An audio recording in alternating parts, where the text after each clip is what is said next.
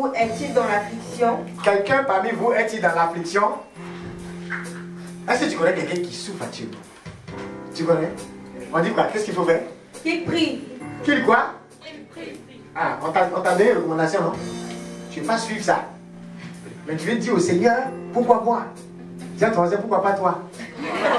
On t'a donné une recommandation, il faut suivre. Le pourquoi moi, là, voilà sa solution. Ou bien, l'autre aussi qui est dans la souffrance, lui, il veut faire délégation. Prier pour moi, mais lui-même ne veut pas prier. On dit qu'il fasse quoi? Qu'il prie. Où est facture dedans? Prie. Où est ton problème? Ensuite, Est-il dans la joie? Qu'il chante des cantiques. quand tu es dans la joie, il faut exprimer. Amen. Amen. Quand j'ai reçu le témoignage de la personne, là, je me suis rendu compte qu'il y a plein qui reçoivent des guérisons comme ça, même des miracles. Mais on est tellement habitué qu'on ne chante plus. On ne loue plus Dieu. Il fut un temps, on avait même des médecins dans l'équipe. Quand on faisait les retraites de salut des âmes, les témoignages, là, on les documentait. On a même un livre là-dessus, vous savez ça? On a un livre de témoignages Feed Me, les familles Feed Me. Les familles pour lesquelles on a payé des retraites pendant chaque mois.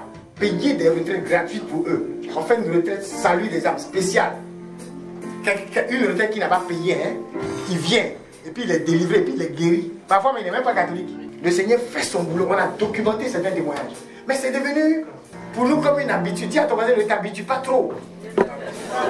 Continue de chanter les merveilles de l'Éternel. Amen. Continue de louer, continue de témoigner. Alléluia. Amen. Il ne faut pas trop vous habituer. Il faut toujours, quand tu es dans la joie aussi, exprime. Et c'est comme ça que ça va contaminer la France. C'est comme ça que les gens vont voir que tu n'es pas en train de porter ton signe de croix pour m'aider les gens bien pour faire le malin. C'est comme ça qu'ils vont accepter qu'à nouveau, vous puissiez prêcher, que ce soit dans le métro, dans le supermarché, partout. Amen. Il faut avoir une joie contagieuse. Alléluia. Amen fort. Vous devez envahir les rues de Paris. Amen. Avec la joie de l'Éternel. On doit sentir la chose monter. C'est les chrétiens qu'il faut qu'on ait envie de venir dans vos prières.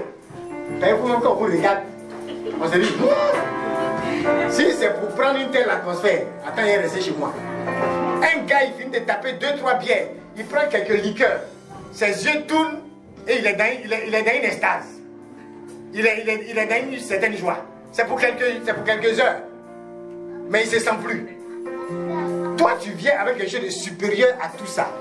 Avec une joie qui est au-dessus de ce que toutes ces choses éphémères peuvent lui donner.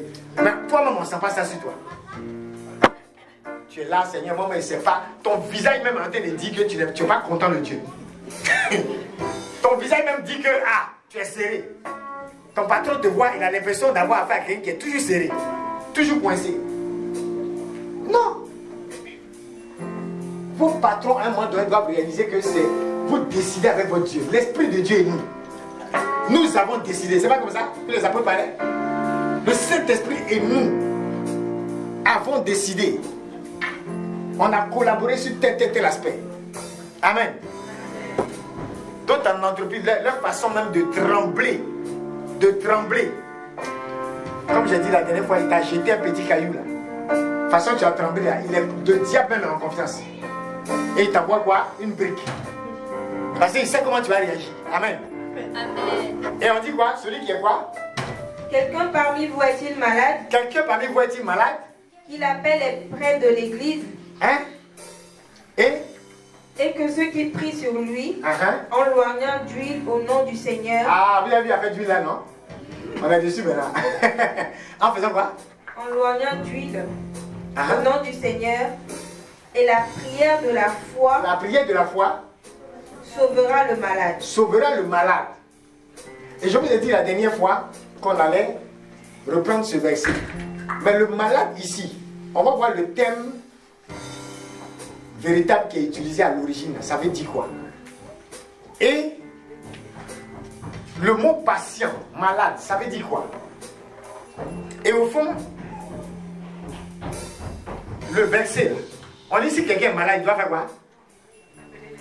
Il appelle les prêtres. Mais est-ce que c'est comme ça que l'église catholique réagit de façon normale? Dites-moi. Quand quelqu'un est malade, le prêtre va te dire quoi en général? Non, de façon classique, il va te dire quoi? Va à l'hôpital? Donc est-ce que Là, on parle d'un malade qui a palu. Dis voisin, de quoi parle-t-on? Pareil, si c'est le palu, Jacques aurait dit qu'il aille à l'hôpital. C'est pas ça? Parce que Dieu n'est pas contre les médecins. Et les médecins ont de tout existé. Donc dis à ton voisin, on parle de qui donc? Qui est ce patient? Et de quelle maladie parle-t-on? Tu vas nous lire 2 commentaires et on va prier. On parle de quelle maladie? Et le Seigneur rétablira, et s'il a commis des péchés, ils lui seront pardonnés. Mais je ne comprends pas, on parle de maladie, non? Et puis on dit le Seigneur fera quoi? Et puis s'il a commis quoi? Donc c'est quand on pêche, on tombe malade. Ou bien où est pas? C'est bizarre, non? C'est comme si c'est le péché là qui l'a rendu. Où est le lien? C'est là qu'il faut comprendre. Il faut lire le commentaire de ce théologien. On va comprendre quelque chose.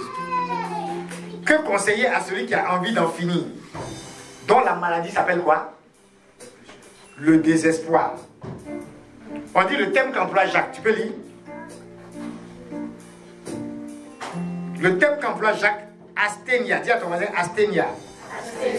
C'est-à-dire le thème qui a été utilisé en grec. C'est le thème asthénia. C'est habituellement utilisé et traduit par maladie.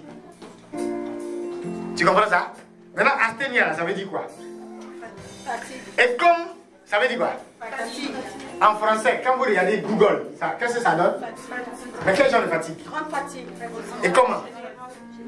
Quelqu'un qui en réalité, c'est comme on dit, je ne me sens pas bien. C'est pas la fatigue simplement physique. C'est aussi l'état de quelqu'un, vous voyez? Donc, il dit asthénia veut dire faiblesse. Et renvoie à ce sentiment d'impuissance qui fait du malade quelqu'un qui désespère. Donc, ce n'est pas la fatigue simplement physique. Fatigue mentale. Exactement. Quelqu'un qui est désespéré. Donc, tu vois que les mots là, ça peut tout changer, non? Dans la façon dont tu comprends la parole. Donc, on n'est pas en train de parler de celui qui a palu, ou cancer, ou je ne sais pas, vous voyez un peu. Tu as mal à la tête, comme dit un homme de Dieu, prends aspirine. Mais là, c'est un mal de tête plus grand. C'est genre la migraine que tu as. Pas la migraine que le comprimé peut guérir. C'est pourquoi on parle d'inviter les anciens. Dans sa version, on dit les prêtres. Dans d'autres versions, on dit quoi? Les anciens. Pour te oindre d'huile.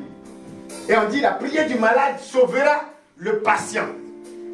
Le malade et puis le patient. Les termes là, qui sont utilisés là, c'est dans le champ sémantique de celui qui désespère. Celui qui a cette fatigue, cette impuissance. Il ne sait plus comment dire à quel se vouer. Le genre d'état dans lequel vous êtes. Et vous êtes tenté de vous suicider. Est-ce que vous suivez? La dépression. Hein? La dépression. Voilà, c'est une forme de dépression. Vous voyez un peu? Donc on perçoit bien ce sens dans le mot neurasthénique. Qui peut chercher ça? Neurasthénique. Quand on dit quelque chose de neurasthénique. Ou bien neurasthénie. Ou bien neurasthénique. Quelqu'un va chercher rapidement. Lis-nous. Qu'est-ce que Google dit là-bas? Mais tu vois, c'est pas Google, hein? Jacques n'a pas écrit un Google. Mais le mot qui est utilisé à l'origine parle de quoi? Le thème qui est employé concernant cette maladie-là parle de quoi? Asthénia. La faiblesse. Et c'est de là, asthénia, neurasthénique. On dit quoi là-bas? Vous voyez? Vous avez dit fatigue. Donc quelqu'un qui ne suit pas va penser que c'est une fatigue générale. Oh là-bas on dit quoi quand tu as cherché? Abattu. Triste. Sans motif précis. Là-bas on donne quoi? C'est pareil? Angoisse. Quoi encore? Trouble du système. Donc vous voyez que c'est beaucoup plus mental. Alors dis à ton voisin, il n'y aura pas de suicide. Il n'y aura pas de suicide. Il n'y aura pas d'asthénie. Il n'y aura pas d'asthénie. Personne ne sera neurasthénique. Personne ne va désespérer. Vous avez vu la prière de l'année qu'on a partagée à l'annonce de la vision. Il y a une partie qui dit: donne-moi une volonté rayonnante afin que personne ne désespère autour de moi. Est-ce que vous vous souvenez de cette prière? C'est ça. Amen. Donc on va prier pour tous ceux qui ont asthénia. Vous voyez tout le mot français là guidé, non? Vous voyez que c'est un lien. Et donc si tu lis comme ça, tu vas penser que Jacques est en train de dire que celui qui a palu, on a qu'à mettre huile sur lui. C'est pas le raisonnement classique de l'église. Tu as pas lu, tu as fièvre, tu as grippe. Tu vas à l'hôpital, on te soigne. Mais ça va au-delà de la grippe. C'est une grippe qui a attaqué ton système nerveux. Et qui te conduit à désespérer. Amen. Asthénia. Dis à ton voisin asthénia. Que tout esprit d'asthénia soit brisé au milieu de nous. Alléluia. Que personne ne désespère. On dit quoi? On parle de quelqu'un qui est malade de son propre vide. Malade de son propre quoi? Vide. Et il se sent mélancolique et autres. On dit beaucoup de mots du corps traduisent cet état de langueur. C'est particulièrement vrai aujourd'hui avec l'explosion de ces formes de mal-être qui s'appellent ennui. Dis à quelqu'un ennui. Dépression. Burn-out. Désespérance. Et ça, c'est quoi? Ce sont les symptômes qui montrent que le monde de la suffisance est malade de son propre vide. Quand tu es suffisant, tu es malade de ton propre vide. Tu as vu ce qu'on a cité? Ennui, dépression, tout ça, burn-out, désespérance. Qui a des personnes qui vivent au moins une de ces choses-là? Qui connaît quelqu'un qui vit au moins ça? Nous tous. Parfois, nous-mêmes, on est dedans. Ou bien, dis à quelqu'un, esprit d'asthénia. Donc, tu vois, le malade dont on parle ici, là, c'est le mot asthénia. Donc, ce n'est pas simplement la maladie qu'on guérit avec aspirine. Qui a compris ça maintenant? On va donc prier. On va briser cet esprit neurasthénique. Et tu vois que si vous allez dans un hôpital en France, la preuve, vous avez vu ça sur Google, donc les gens connaissent ça. Mais vous voyez quelque chose qui a un lien avec ton état d'esprit, avec la désespérance. Dis à ton voisin, ça là.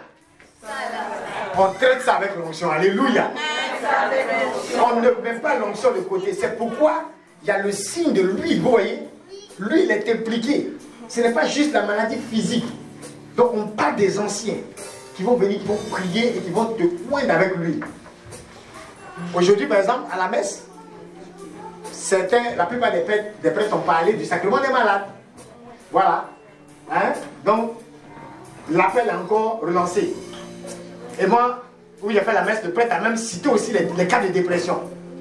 Pour dire que quand on vit ces choses-là aussi, on a besoin d'un signe fort de l'Église. C'est pas ça? Donc, l'Église continue dans cette lancée. Amen. C'est pas, je dis, le vrai problème, c'est pas l'huile en tant que huile. Ça peut griller les omelettes, c'est pas de ça qu'on parle. Mais c'est l'onction. Amen. Tu vas prier, tu vas demander cette onction.